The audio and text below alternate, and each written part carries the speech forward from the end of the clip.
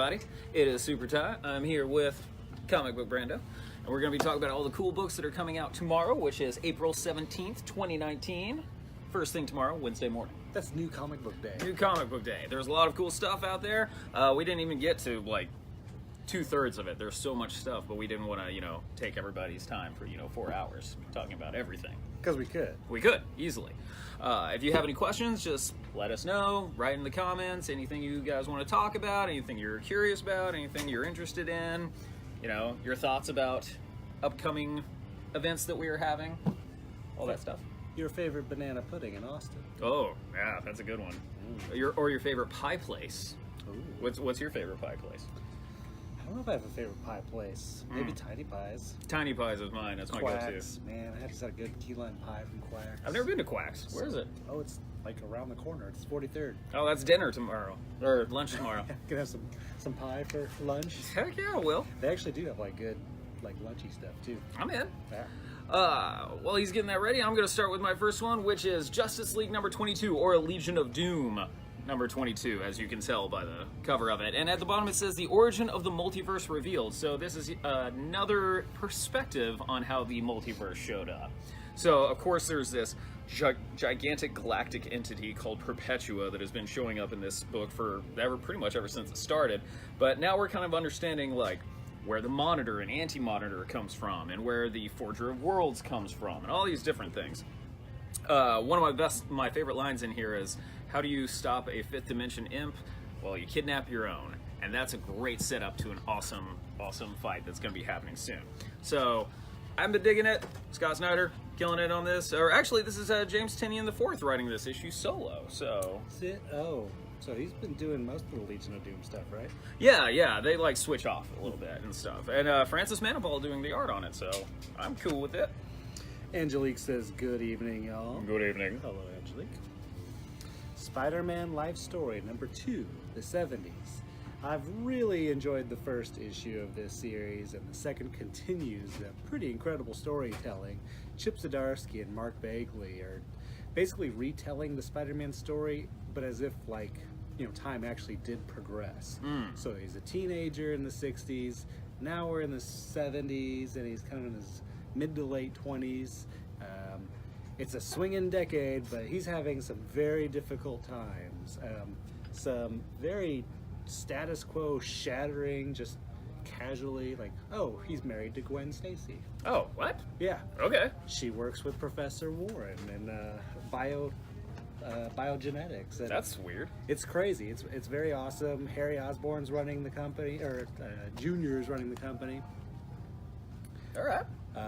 Find out where Otto Octavius is, see where Peter Parker's working. Pretty great stuff. I really love the idea behind this, kind of like seeing the life story of Peter Parker as if he were first active in 1962 as a superhero. Very different kind of tale, but very smart, very clever, and it's fascinating where they go with it. So I am definitely on board. It's a beautiful book. I love seeing Spider-Man as drawn by Bagley again, because he's great at it. I mean, just over 100 issues of Ultimate Spider-Man, and I really got that taste for his Spider-Man artwork. So I love this book. If you haven't tried it out yet, you definitely need to get on board. It's really, really good. James asks, Iron Man versus Captain in it? Are you referring to the Spider-Man issue? Not sure. No. Okay. But they sort of allude to what Iron Man and Captain America are doing, because the first issue ended with oh, okay, now I get where he's come from. that big thing. Okay, yeah. my bad. It's been a month since I read the last issue. Yeah, but because it's all Spider-Man's story, I think that's going to be kind of like a background element of what's going on in Spider-Man's life. My next one is a really hot book right now, Naomi number 4. This is part of the Wonder Comics imprint from DC.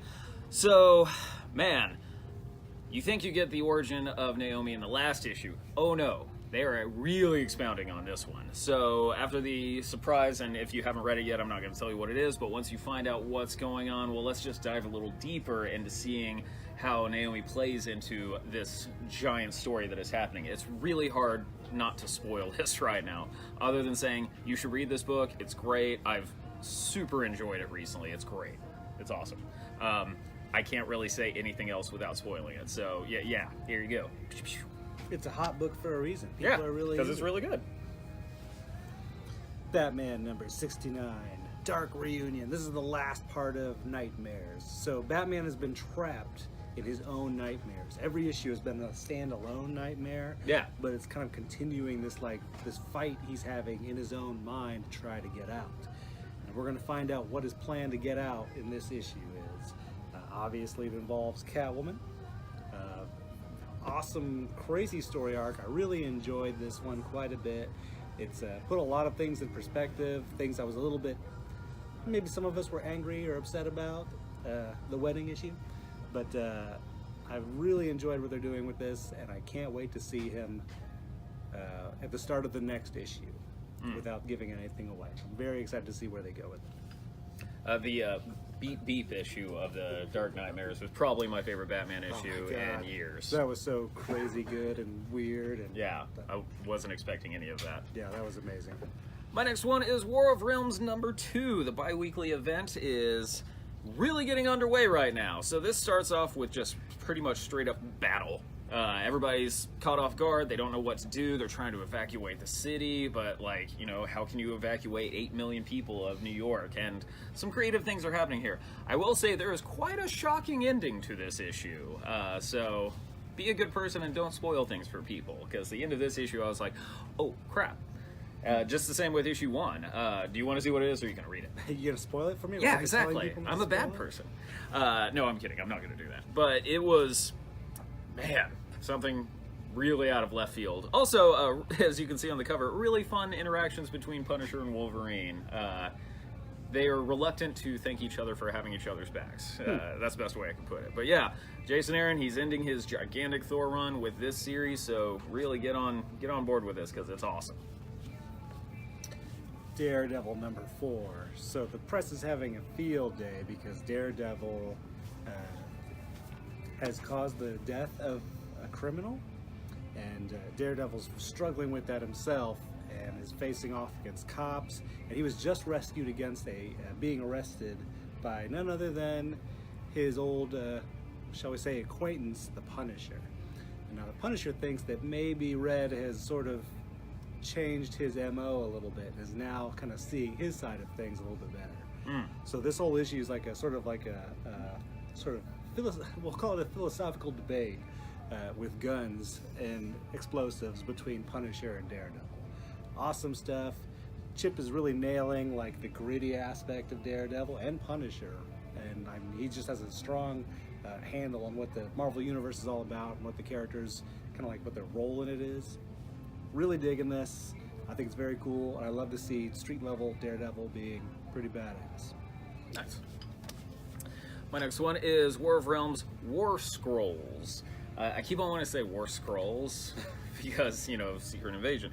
So this is a very interesting little, anthology? No, what's the word? Vignettes, I guess? A lot of short stories happening in this. It involves Daredevil now being the Keeper of the Bifrost. It involves, what else was happening in this? It involves Hogan the Grim and Cloak and Dagger. It also involves, once again, Wolverine and the Punisher. But one thing I was really happy about, should I tell them, or? I think you could say that there's a story based on... There's a story based on one of my absolute favorite Marvel books from the past decade. Is in this by the original creators, I guess. Well, not the original creators, but of the books that I like. Right. Hint, hint. Chip Zdarsky and Joe Quinones is working on it. Yeah, but it was a really great little issue. I loved it a whole lot. So this is going to be coming out also. It's just like a little mini series happening. A lot of different little stories here, but the main tie-in part of the whole thing will be the Daredevil stories. And there's a really cool little scene in here about how Daredevil's radar sense works with, now with this cosmic sight that he got from Heimdall, which I thought was just oh, cool. That's great. So it's awesome. And that's Howard the Duck, by the way. Yeah. Assassination number 2. Kyle Starks. Gritty, violent, but also very funny writer. Erica Henderson, who we've mostly known from Squirrel Girl and sort of more, I guess I'll call it lighter fare, but friendlier, cheekier, fun stuff. They are doing an explosive, murderous, awesome storyline, action-packed, called Assassination. This is the second issue of it. The first issue shot me up, blew me up, just exploded my brain, and that happens again in the second issue. So it starts off with the top 20 killers, assassins. They're all ranked. They keep scores. And they're all getting together, brought together by one crime boss who knows that he's being targeted for assassination. So he's trying to get them to keep that from happening. Of course, a lot of them did not make it out of the first issue, and we're down to a top 8 for this one. Who will make it past this one? Who won't? Awesome, crazy stuff. Very explosive, high energy, kind of smart alecky, and just quippy. So good. One of my favorite character names ever is in that book as well. And we won't say that. I can't, because this is a PG-13 show. It is, he cracks me up, though. So this book is called Star Wars TIE Fighter. So, man, this is a really fun, interesting perspective of the, giant galactic war. This is on the, side of this squadron called the Shadow Wing, Squadron 5. And basically they're the best of the best. They're the top gun of TIE Fighter pilots. And they get sent off to this mission of this derelict Star Destroyer that's just kind of out there. And they have to figure out what's going on with it. And, with most Star Wars things, it's never what it seems. So I'm really into this now. There's intrigue, there's espionage, there's really kick-butt action happening in here. It also has a little bit of a preview of Star Wars Alphabet Squadron, which is going to be about all the, A-Wings, B-Wings, X-Wings, Y-Wings, all those different guys. So I dug it a lot. I thought this was really good. Jody Hauser wrote it, which, yeah, I'm in. So it was really great. I loved it. The lesser-known Q-Wing. Yeah. Well, there's an E-Wing. I do know that. Yeah. Which... I mean, you could see that as being like a starship. Oh, yeah. Like a Q-Wing? I guess a Q could also be a little... Yeah. Which would be the hardest one to pull off? G-Wing? G-Wing? Yeah, I could see that. Z-Wing is just spinning. I love Star Wars, but do you ever think, like, any of the guys, like, so we're in the Shadow Wing Patrol on a Star Destroyer that's flying around a Death Star. Are we maybe not on the right side of this battle? Well, I also have a question. How are they called A-Wings and B-Wings and X-Wings if we've seen their alphabet. It doesn't have those in them. So, like, where do they get it from? I have wondered that in the past. Yeah. That has confused me before. Yeah. And, if you know, please let us know. I don't really want to know. I just like asking the question. Don't give me the George Lucas or expanded universe explanation for that. Guardians of the Galaxy #4, keeping things in the cosmic realm. Donny Cates has a team of brave heroes that are seeking out Gamora to save her from the team of sort of mean heroes that are out to kill Gamora. They all think that it's possible that Thanos can be resurrected by having implanted his consciousness within her. She's the most likely candidate, her being his daughter. So, cosmic good guys, including a reluctant Peter Quill, cosmic bad guys with like Cosmic Ghost Rider and Nebula, and they're all gonna like face off on Half-World in this issue for the fate of Gamora. Big things are gonna happen, shocks, surprises. Loving this book. Donnie, you're killing it. I love Guardians, and this has been really excellent. My favorite book on shelves right now, Gideon Falls, issue 12 has come out. So, man. Okay, so if you like David Lynch, you will love this. If you like creepy horror that doesn't give away everything right at the front of it, kind of like that Haunting of Hill House mini Netflix show that came out. If you're into that, that's what this kind of horror story is. Basically, there's a city in a small town, and there's this evil that lives in the small town called the Black Barn that essentially just like eats people, eats children, and all this other stuff. And it's run by this guy called the Smiling Man, which is genuinely disturbing. So this is kind of a walk through the history of Gideon Falls, but then it gets on a weird kind of like multiversal level, which I was really into on this. You know, because like supposed to take place in modern day, but as you can see, like there's a little Old West motif happening here, and maybe there's a whole like steampunk world maybe happening. It's really weird, but that's why I like it. So you should definitely be reading this. It's Jeff Lemire, Andrea Sorrentino, Dave Stewart, I believe, does the colors for it. It's freaking awesome. I love this book so much. Man, Jeff Lemire writing a small town story, always good. Yes, exactly. Pearl, number 8. Loving this Jinx World series. Bendis doing his own characters is like one of my favorite things, and always has been. It's what got me back into comics many years ago, was him doing like Powers and Goldfish and reading out those books. Like, this is fantastic. The magic's still there. So Pearl Tanaka is a tattoo artist who is like albino. She once tattooed herself with an empty gun, and now when she's flustered or upset, you could see her tattoos become visible. Very cool stuff. She found out that her mom was not just associated with the Yakuza, she was actually like a clan boss. Oh. Yeah, big things have happened, and so now she's off to Japan with who she thought was an enemy, Mr. Mike, and turns out might actually be an ally. They're going to talk to the family and try to figure out what exactly is going on. Awesome, clever series, great Bendis banter, aggressive, tough sort of mob dialogue and action. So not for everyone, but I really love this book. One of my favorites. You should read it if you aren't already. Middle West, number 6. Scotty Young's not classic tale of, you know, child on a quest, more dark and, I don't know, what's the word I'm looking for? Heartfelt and a little bit of, little sprinkle of sadness happening in there. It's about this kid. He's run away from home. His dad somehow turned into a giant tornado storm and is chasing him, and he runs away with a circus, and he meets this lady named Maggie who like gives him a place to stay, and of course happiness can't always last with things.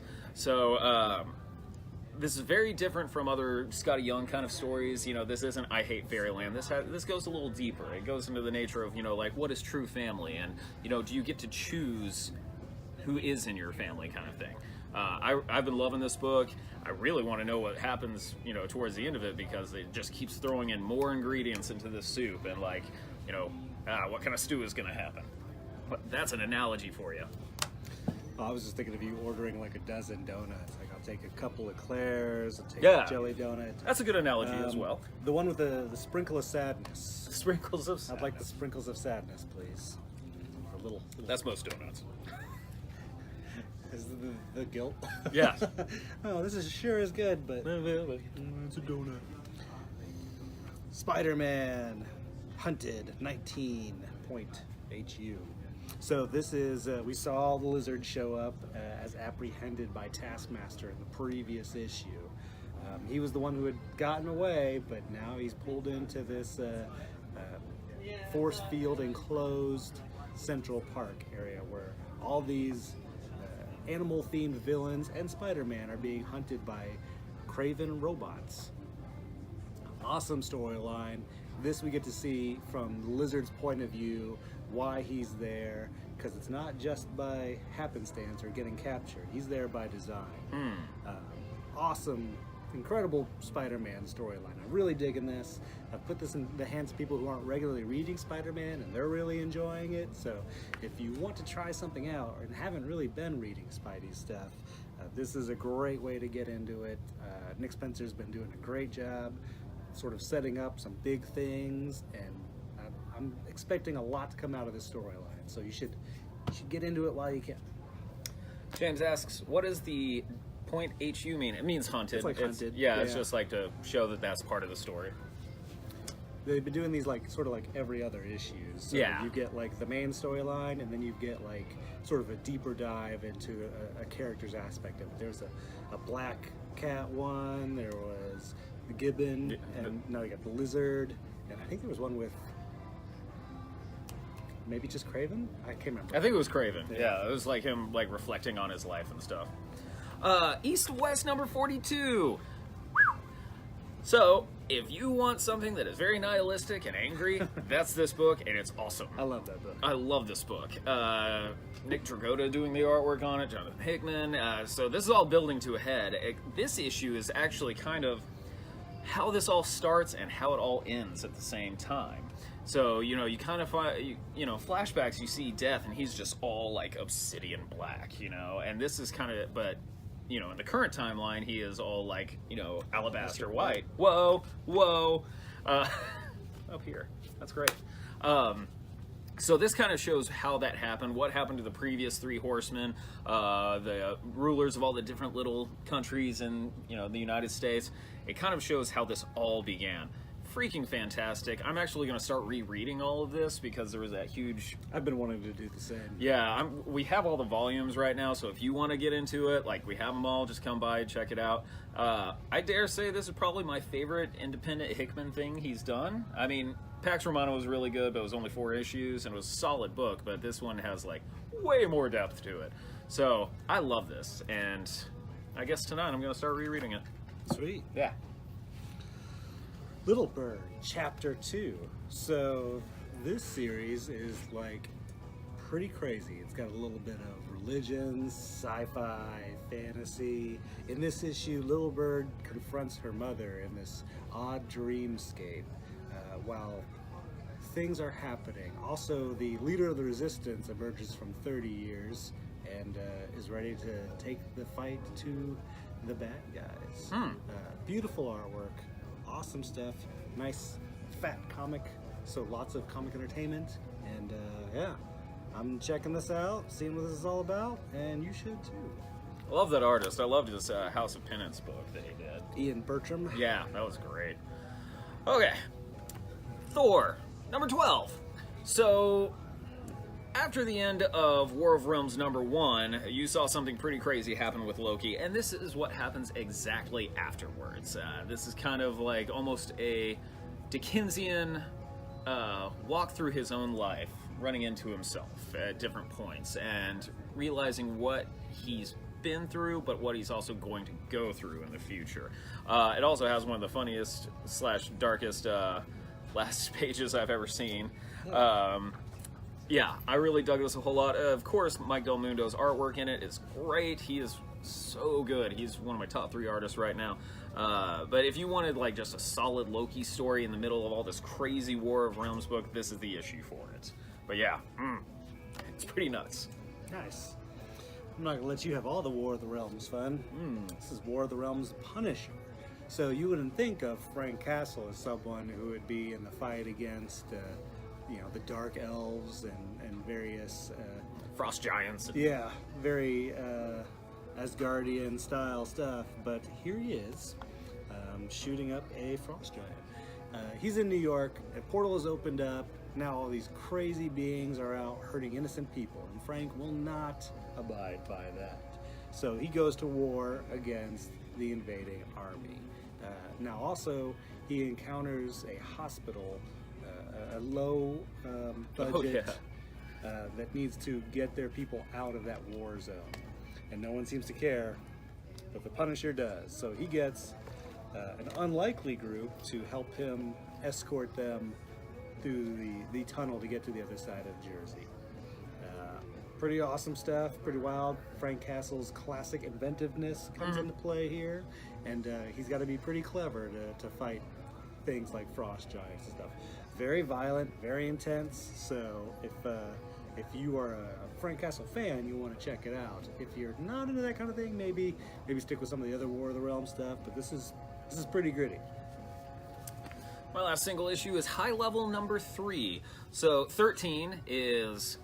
Well, let me back up. If you don't know what the story is, there's this lady named 13, and she's charged with getting this little girl named Minnow back to a place called High Level, which is, you know, kind of the rich part of the world after this giant post-apocalyptic event happening. So they get stuck in a little barter town kind of situation, and parts of this are hilarious, parts of it are really sad. Like, there was a couple moments where I, like, did chuckle pretty hard on this, but it's Written by Rob Sheridan. If you're not familiar with him, he's actually an artist that used to work with Nine Inch Nails a whole lot. And Barnaby Baginda, which is an awesome name. He's doing the art in this. If you want a really solid post-apocalyptic sci-fi road trip, that's the best way I could describe this book. But it keeps throwing some turns that I was not expecting, and some pretty cool, like I don't know, views on how we are doing right now. Is that a way to? Yeah, you're like, you know, future reflection on to the present. How's that? Yeah. I was looking back, like, can you believe we were all into the floss dance? No. Mary Shelley Monster Hunter #1. So this new series from Aftershock takes the well-known historical grouping of Mary Shelley, who at the time was, I forget her maiden name, Mary something or other, Godwin, and with Lord Byron Shelley and the entire crew that she was with when she came up with and wrote Frankenstein. And this is sort of like the unknown story. So this is what inspired the story, because we know very little about that. This is the true tale of what inspired, which of course is monsters. But some surprises, some shocks. They're taking some liberties with the reality of things, obviously. But I had a lot of fun with this. Pretty great art. We're going to see how she seals her own legacy in a world that isn't necessarily that interested in seeing what a woman has to bring to the table. So, awesome stuff. Very cool. Can't wait to see where they go. My next one is a book called Pilu of the Woods. So this follows a young lady named Willow who loves the woods near her house, and it's where her mom used to take her when they were younger. And she has a pretty bad day, and so she decides to just run into the woods, and she discovers a little tree, or forest spirit called Pilu. And they both somehow have to get back home to their own respective homes. Very heartwarming, very emotional, and it's like, you know, how do you deal with your own emotions when you're so distraught with the way the world is treating you? Very cathartic book. I like this a whole lot. The artwork is it's kind of cartoony, but it's very sweet at the same time, and I like cartoony art, so it was very, very nice. I liked it. Nice. The Magic Order. This is the first volume of Netflix's debut comic book series with Mark Millar and Olivier Coipel. Yeah. Never get his name right. Or at least I don't think I ever get his name right. Coipel. Coipel. So this is, they walk around regular people throughout the day, but they are actually like a secret cabal of magicians, but like real magicians. It sort of has that stage magician feel, but they have real magical talent, and they can do incredible, amazing things. Some of them for bad, and they're causing big problems for this group. This is an awesome story of mind-bending magic, betrayal, some psychosexual, interesting things. Not for children. Not for children at all. But this is a very cool story, very Mark Millar, if you know what that means. What I mean by that, it's like very intense and, that's a good word, a little bit over the top. Visceral? Visceral. I'm a big fan of his. Everything he does, I enjoy to some level, but I really dug this because, you know, it's like The Prestige, but amped up on an intense amount of drugs. Yeah. Very cool. Check this out. Hey, it's Gideon Falls again. This is the second volume all collected up. This one is called Original Sins. So this is where you're also going to see a lot of, you know, backstory happening for the main characters, which is leading up to where we are right now in the series. Golly, I love this book. I already told you how much I loved it, so I'm probably going to be buying this tomorrow. And, it's so great. Yeah. Shield, the Human Machine. It finished. It finished, and they did a hardcover. Now they've done a soft cover. Another favorite of Hickman's works for me. Dustin Weaver on art. Incredible story that like tells this like the true tale of the secret history of the SHIELD organization, dating as far back as, you know, Ancient Egypt. Yeah. That is when it starts. Yeah, Leonardo da Vinci, Isaac Newton. Yeah. Not the science writer. Maybe he was in it too. Maybe. Who knows? Howard Stark and Reed Nikola Richards, Tesla. Nathaniel Richards. Crazy stuff. Time travel, superpowers, factions. Artwork. Very famous people being not who you'd expect them to be in this. Beautiful book. Just the art is just so breathtaking. I really love this, and it was worth the wait. It was a really long wait, but that's how good it was. It was worth it when it was all said and done. So, if you have not finished it, if you never got around to checking out the end of the book, I don't blame you, but now you can get it in a nice softcover, and you can read the whole thing together. My last one is a nice hardcover of Donny Cates' run of Doctor Strange. So this holds a lot in here. It's all of Donny's run, as well as the Doctor Strange Damnation miniseries that happened there. He had a big pair of shoes to fill after Jason Aaron did, Doctor Strange, and I think that he did an amazingly good job. This is also where, the ghost dog comes from. This is also, kind of brings back, like, what happened to the Sentry. Loki was the Sorcerer Supreme for a while, and the way he actually became Sorcerer Supreme was pretty funny. Yeah, I loved this series. I thought it was really great, and I'm not just saying that because Donnie's a friend of ours. It was actually a really genuinely good Doctor Strange run, and it was the perfect the perfect follow-up to Jason Aaron's run to it. Mad Magazine number 7. We got a bunch of these in because I've been a huge fan of what Mad's been doing since Bill Morrison took on the editorial, including, in this issue, a full reprint of classic, absurdist 70s DC comic, Plop, number 1. Check this out. Oh, that's awesome. This is insane. Where to go? Get off the stupid mail things. Look at that. Oh, dude, that's awesome. Bound right into it. Plop number 1. That alone is worth the price of admission with the Basil Wolverton covers and, classic, Really strange DC books. really, really strange DC. It's not like a spoof book like Mad typically is, but it's like, kind of like, again, sort of absurdist humor.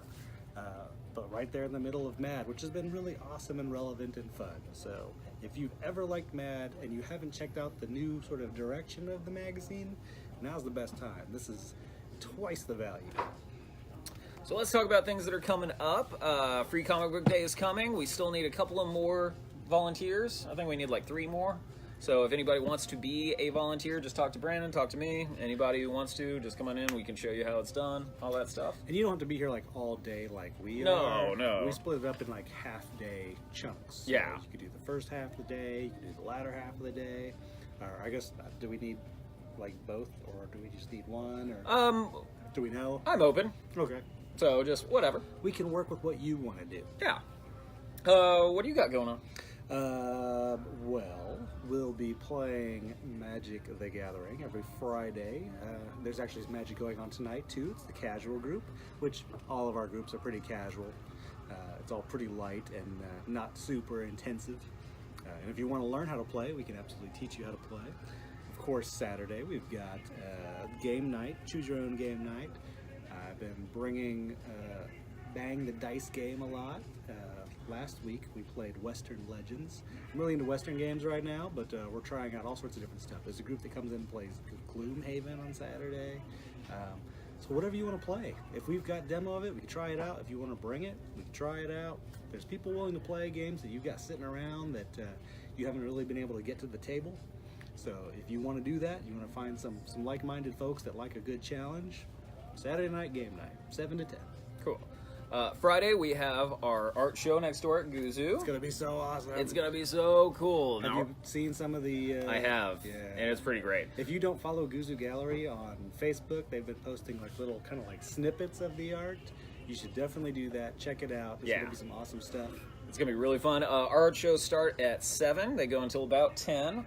Totally free. If you want to bring somebody to show how cultured you are, that is also pretty fun. It's a good date. Yeah, it really is. You know, and like, I'm not working it, but I'm gonna be there just to hang out and look at all the art. Maybe put down a couple bones to get a print. Nice. Yeah. Let me think. What else do we got going on? We still have Eric Powell signed books, right? We do. Eric Powell was super nice, and thanks everybody for coming by last week. He did an awesome sketch for me of Fin Fang Foom, which I was so happy about. And but we still have some of his books that were signed of Goon #1, and as well as some other little things he signed. They're speckled all through the store. Yeah, if you haven't checked out the Goon before, this is a good jumping on point, so you can get the first issue of the new series and laugh and enjoy like we do. Yeah. I don't really have anything else. Do you got anything else? I think that's it. Cool. You can follow me at SuperDidenton1. You can follow you at Comic Book Brando. You can follow both of us at Austin Books, and we will see you tomorrow for all the cool books. And the not cool ones. Yeah.